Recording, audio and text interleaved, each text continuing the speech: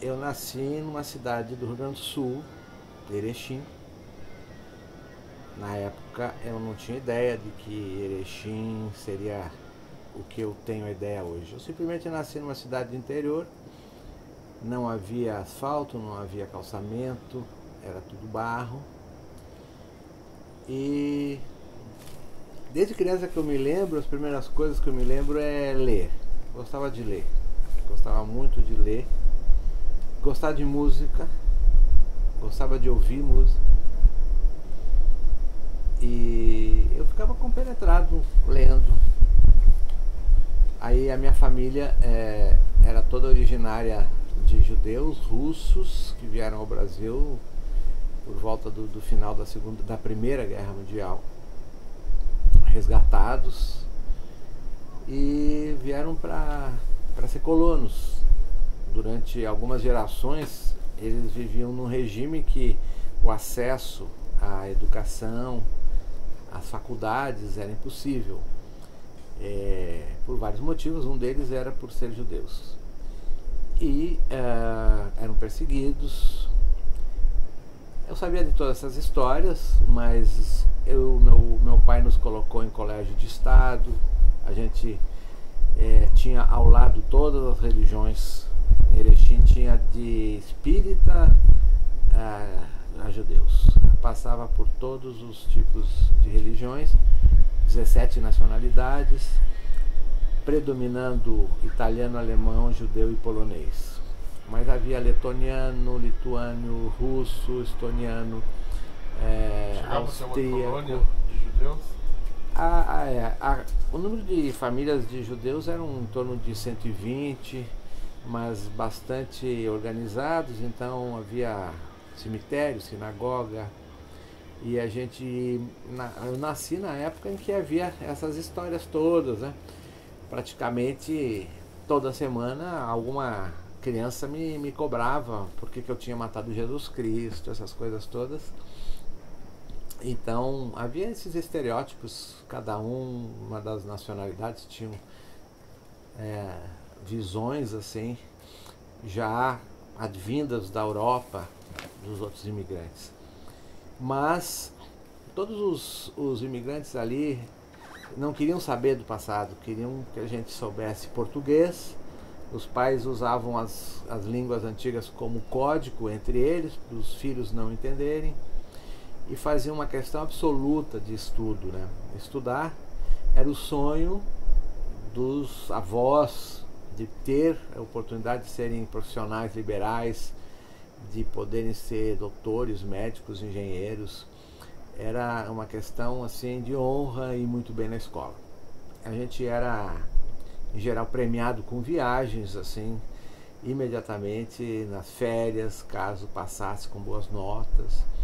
E tínhamos que fazer alguns cursos sempre, aprender instrumentos musicais.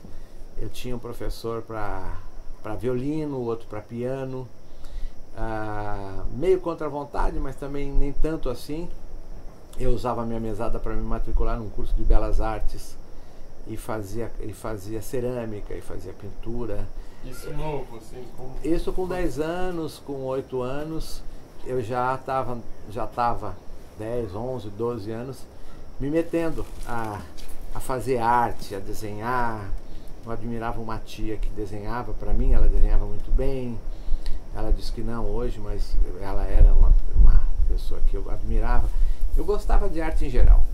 Nós tínhamos dentro da comunidade de Erechim pessoas que hoje eu sei que são pessoas incríveis, que, por exemplo, um doutor que veio para Erechim, mas era adorador de cinema.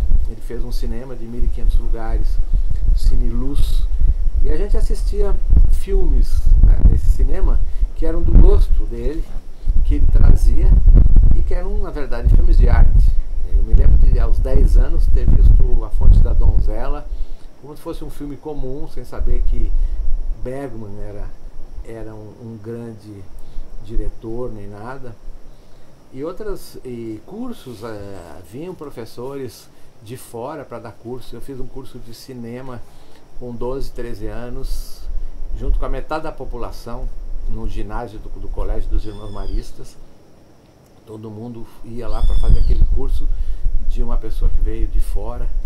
Erechim tinha uma orquestra sinfônica, a gente estudava numa biblioteca que tinha uma quantidade enorme de urnas indígenas. Eu estranhava muito que a cidade tinha um nome indígena, nunca se falava da história do que aconteceu. A história do Brasil era aquela história oficial, os índios não se falava nada, e no entanto a cidade tinha nome indígena, tinha urnas funerárias cheias de ossos e artefatos do dia a dia da vida do indígena dentro da biblioteca, ao lado das carteiras de estudo. Então havia muita coisa intrigante na cidade, mas era muito rica culturalmente a cidade. E muita brincadeira. Na época não havia quase nada de brinquedo industrial, a gente inventava, a gente fazia equipes de futebol de dedo, assim, dentro de caixinhas de fósforo, um chumbo de bateria velha que a gente derretia em lata de sardinha, e uma quantidade incrível de brincadeiras que a gente tinha, guerrinhas simuladas. A gente vivia tendo coisas de levar pedrada do outro grupo, chegar em casa com um galo ensanguentado, e era interessante. E o tempo era enorme, dava para estudar. A gente tinha mania de aproveitar os intervalos para fazer a lição de casa, para depois à tarde ficar livre. Então chegava, almoçava, a gente estava praticamente livre, e à tarde passava a tarde inteira brincando, fazendo coisas, lendo. Aí essa fase foi muito interessante. Você tinha irmãos? Eu tenho 5 irmãos depois de mim, e também era muito interessante, assim, a gente tinha 6 pessoas dormindo no mesmo quarto e brincava.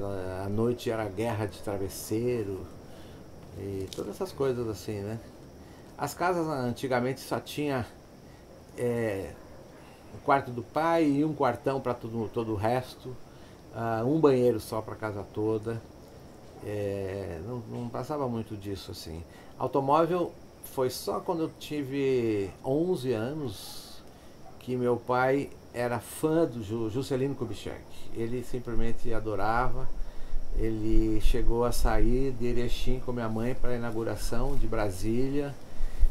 Trouxe uma Cruzeiro, onde aparecia a foto dele, que até hoje é guardada, onde tem um círculo ao redor dos dois, no meio da multidão.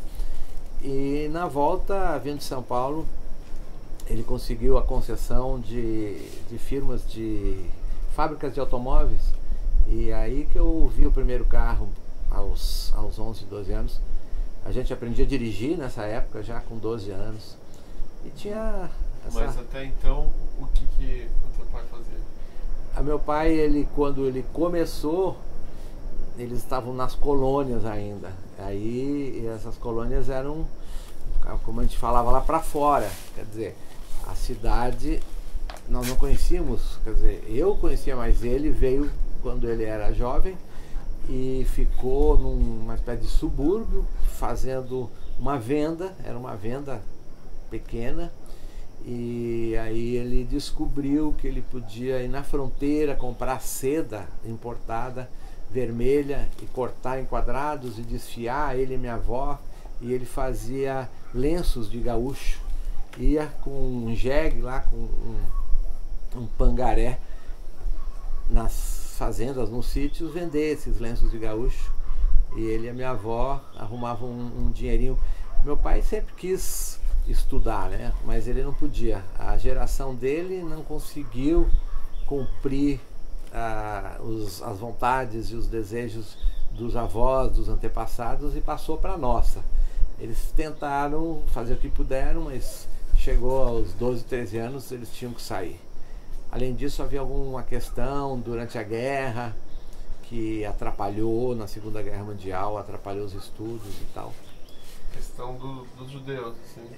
Tive alguma questão lá entre os padres, uma opção pró-Hitler.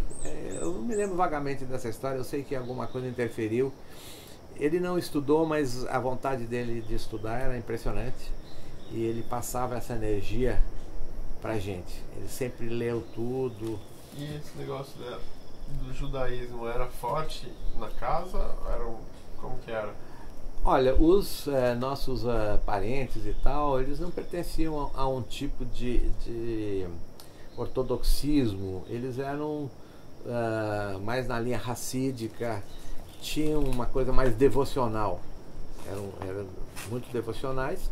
E devido à situação toda, é claro que havia uma projeção muito grande, uma esperança muito grande sobre a possibilidade de os judeus terem um país.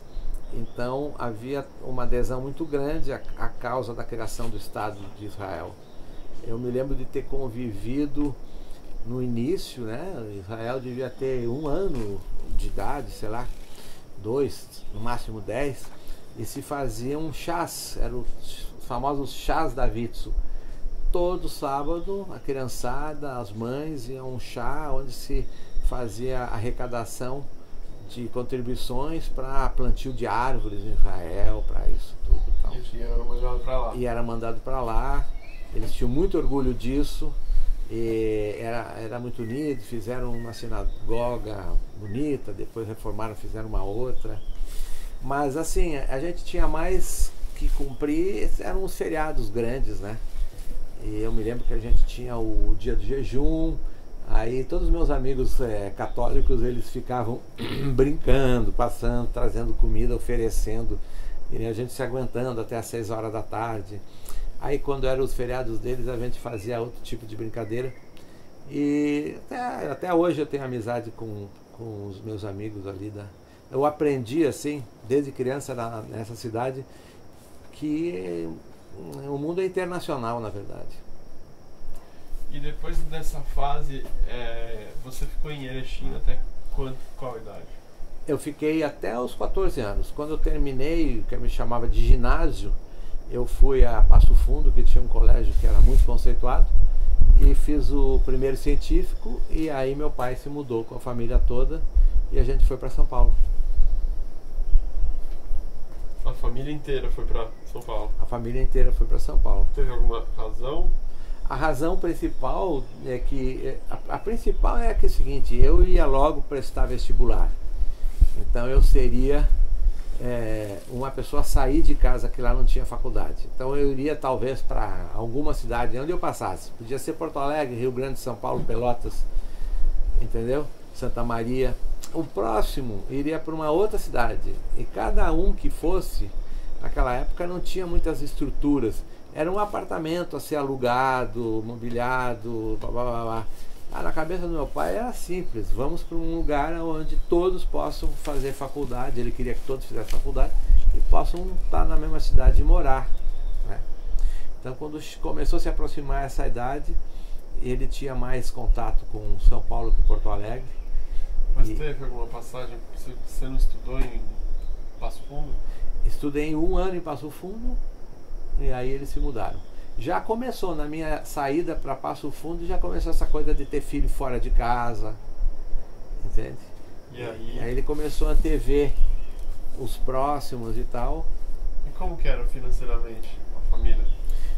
No início era casa de madeira, tudo super sacrificado. Pai e mãe trabalhavam e se fazia tudo, tinha pouco serviço assim de empregada. Os mais velhos ajudavam os mais novos. Eu, como era mais velho, então cuidava dos próximos e tal, e assim por diante. E meu pai, com o tempo, ele foi melhorando tal. Ele era muito atinado, era uma pessoa que lia e sabia o que poderia acontecer.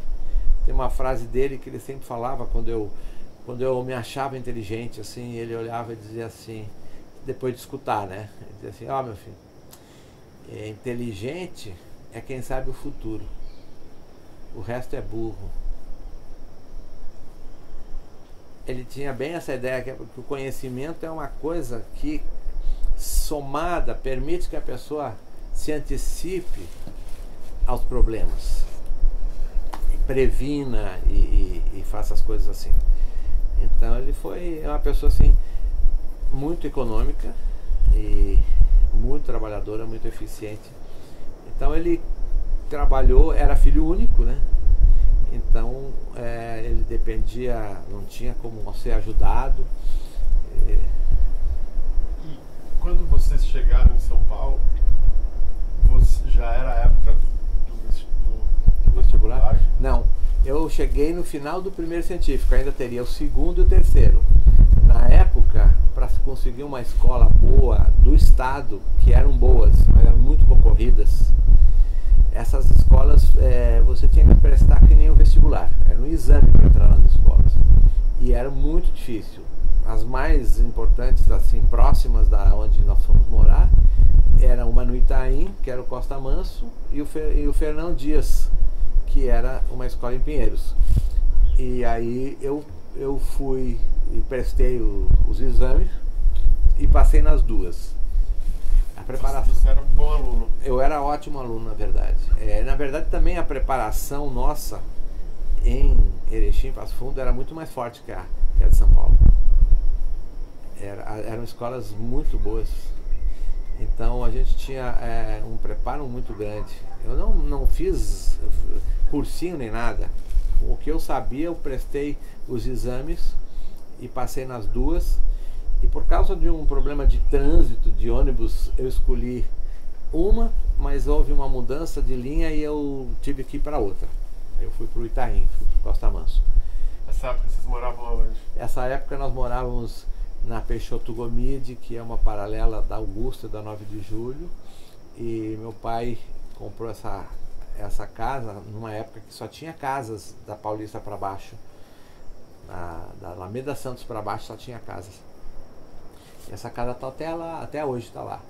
E aí eu tomava ônibus na 9 de Julho e a gente fazia tudo sozinho. Não tinha essa história de motorista ou de pai ou de mãe levar filho na escola. Com qualquer idade você tomava ônibus e ia embora e voltava.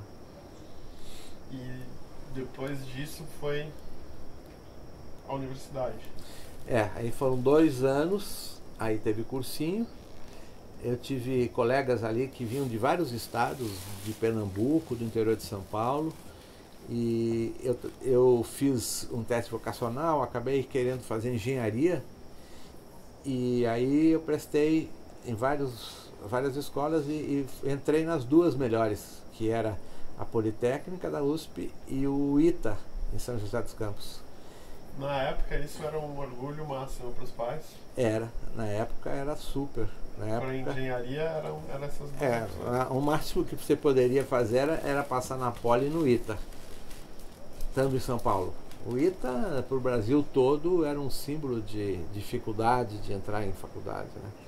Tinha 600 para 1, era uma coisa absurda. E a Politécnica também. E a Politécnica também tinha muita concorrência. E a Politécnica oferecia todas as especialidades, menos a aeronáutica, a engenharia e o ITA só oferecia 3 especializações. E além disso eu teria que morar fora. Então eu fui, conheci. Durante uma semana eu frequentei o início, porque começava um pouco antes, mas logo optei em ficar na Politécnica de São Paulo. Isso era 68. Foi o ano em que começou as manifestações estudantis, que deu uma guinada. Qual que era a tua ligação com isso? Eu era uma pessoa assim que tinha um pensamento, vamos dizer, humanista. Ou seja, eu tinha empatia com as pessoas, com os grupos que tivessem qualquer tipo de problema. Então havia muito mais pobreza que hoje. Então era lógico, qualquer pessoa mais esclarecida tinha simpatia pelos movimentos mais sociais, mais socialistas. Mas eu não era uma pessoa que, por exemplo, entrava ou entrei em algum grupo desses grupos que foram considerados ilegais. Mas independente disso, todo mundo que estudava na USP era considerado subversivo. Mas tinha alguma preferência por alguns cursos? Ou... Cursos? Por exemplo, engenharia, teoricamente, parece ser menos subversiva subversivo do que jornalismo, ciência Não, social. mas não era não. O pessoal da Poli era muito forte, muito organizado. A gente tinha dentro da Politécnica, do Grêmio, uma tradição. Foi a primeira escola que começou a utilizar o método Paulo Freire. Nós tínhamos 5 escolas agregadas ao nosso Grêmio, que cediam as instalações, escolas do Estado, durante a noite para fazer a alfabetização de adultos. Tanto é que agora há pouco eu estive em Juazeiro e no meio de mais ou menos umas 3.000 esculturas de Padre Cícero, eu encontrei 2 do Paulo Freire, né? Com o livrinho na mão e tal. Imediatamente eu disse, não, essa daí eu fico, já quero para mim, porque foi algo muito importante para mim, o contato com as noções que Paulo Freire tinha como método de alfabetização de adultos, que era uma coisa considerativa, né? Ela considerava que a pessoa que tem qualquer tipo de ambiente utiliza palavras, e que essas palavras que aquele ambiente utiliza cotidianamente é que deveriam ser utilizadas para a alfabetização. Então, se era num lugar que tinha prostitutas, né, a palavra prostituição ou qualquer coisa que ia ser utilizada, né? Então era pra pré pri pra pru, taté tito atu. Por quê? Porque isso dava dentro de algo motivante e foi muito bom. Eu acabei sendo um dos diretores dessas 5 escolas. Na verdade, eu fiquei numa em Pinheiros por um tempo e outra depois perto da Estação da Luz, na avenida principal ali de São Paulo. E, então, durante os 5 dos 4 anos que eu estive na escola, eu tinha uma atividade também à noite, além de que a gente dava aula particular para contribuir para a família e tal, para já ter carro. Eu fazia várias coisas assim, fazia estágios. Eu fiz estágio na Datamec, que era análise de sistema, junto com a Poli. Análise de sistemas é o que? Tipo computação? Análise de sistema na época era COBOL, era essas linguagens, e os computadores ocupavam um quarteirão inteiro, usava-se cartão perfurado. Eu era encarregado do sistema que fazia a loteria esportiva. Era um problema, era pior que ser parteiro. Você passava a noite inteira ali vendo a leitura de cartões e problemas de perfuração e tira e põe e tal, rodando, chamava rodar o sistema, né? Levava 3 dias para sair o resultado. Nossa. Mas nessa época aí da ditadura, teve algum amigo, pessoa bem próxima, que teve problemas mesmo? Teve, não. Eu, por exemplo, estudava com o Marcelo Chueri, que era colega de estudo, a gente estudava junto. E um irmão ele queria sair de casa, foi o único que resolveu ir para o exército. Meu pai queria que eu estudasse, ele não queria muito estudar, não gostava, então ele resolveu servir o exército.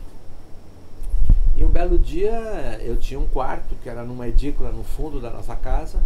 Eu chego, eu vejo que tem gente lá dentro tomando banho. Era esse meu irmão que tinha vindo do exército e me pediu para não comentar, porque ele estava sendo vigiado e eu também, porque descobriram que ele conhecia o preso, que era uma pessoa que estava lá, mas que ninguém podia saber onde estava, que tinha sido desaparecido, que era o Marcelo.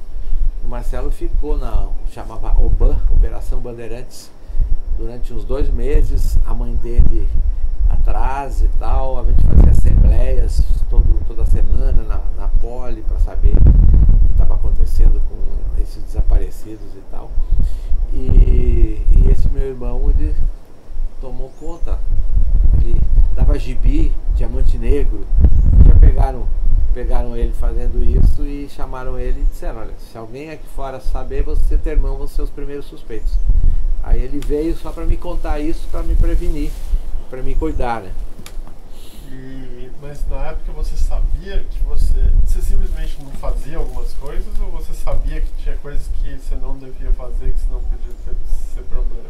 Olha, nada podia fazer. Se você tivesse 3 pessoas sentadas conversando, já era um bando, entende? A gente ficava nas casas, dentro de casa, conversando, mas era tudo.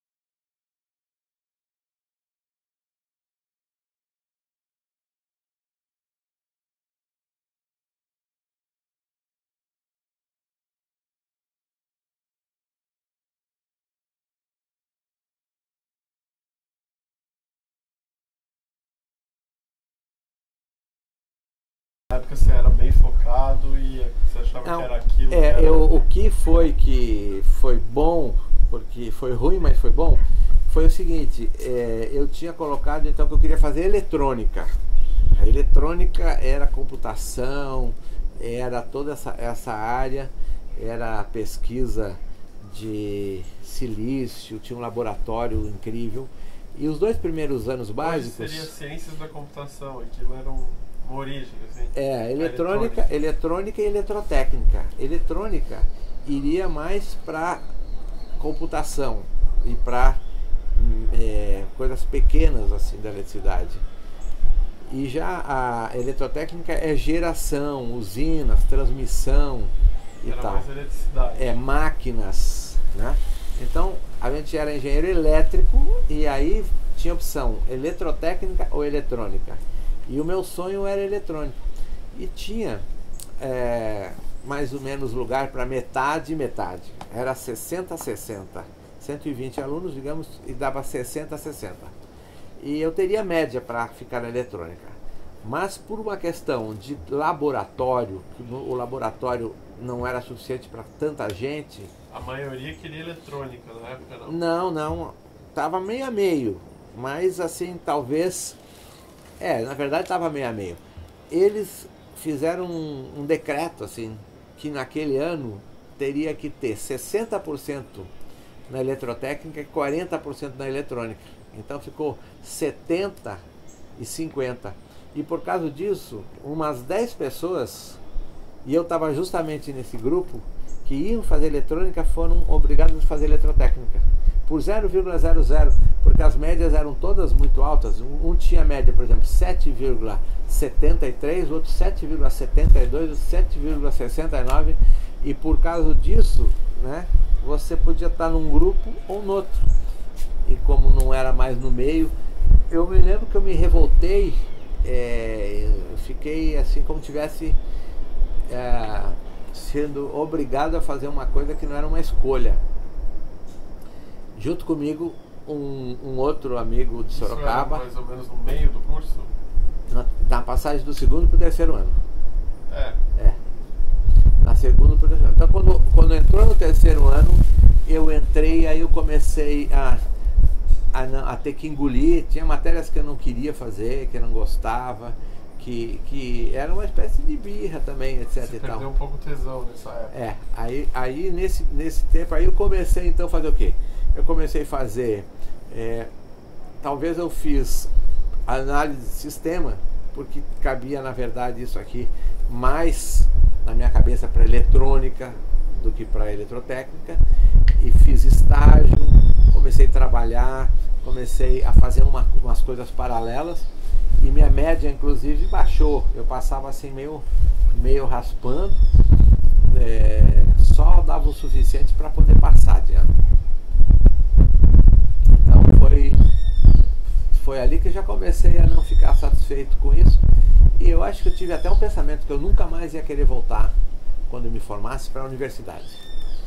E aí foi por causa, aí eu saí, me formei, fui trabalhar no metrô, e por causa de um amigo de lá, que era o Marco Antônio Venturano, que de repente ele ficou surtado achando que era Jesus Cristo. Eu não tinha, como ele era da eletrônica, da eletrotécnica, a gente não se via muito, então não havia nenhum tipo de envolvimento que ele atrapalhasse de eu ajudá-lo, né? E eu fui visitá-lo e me contaram a história e eu resolvi pegar aquilo na unha e tipo, vou salvar esse cara, vou salvar.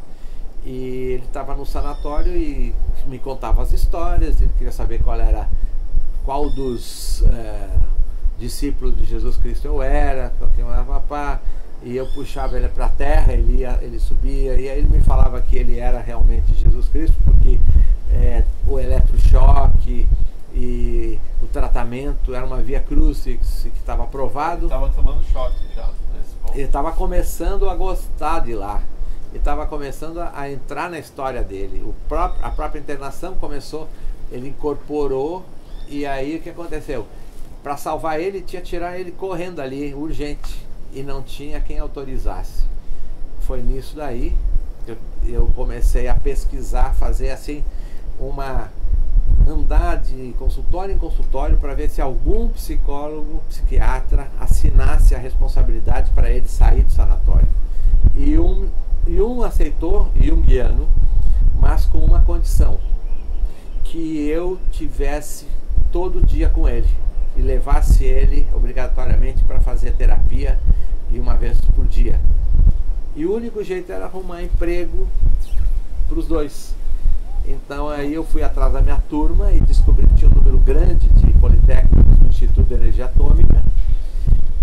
Saí do metrô e fui para o Instituto de Energia Atômica. E aí sim, acabei que eu fiquei 3 anos e fiz tese. E o que mais me agradava lá era problemas ambientais, análise de localização, que eu achava que teria aplicação, porque as outras me pareciam muito teóricas, não tinha aplicação nenhuma.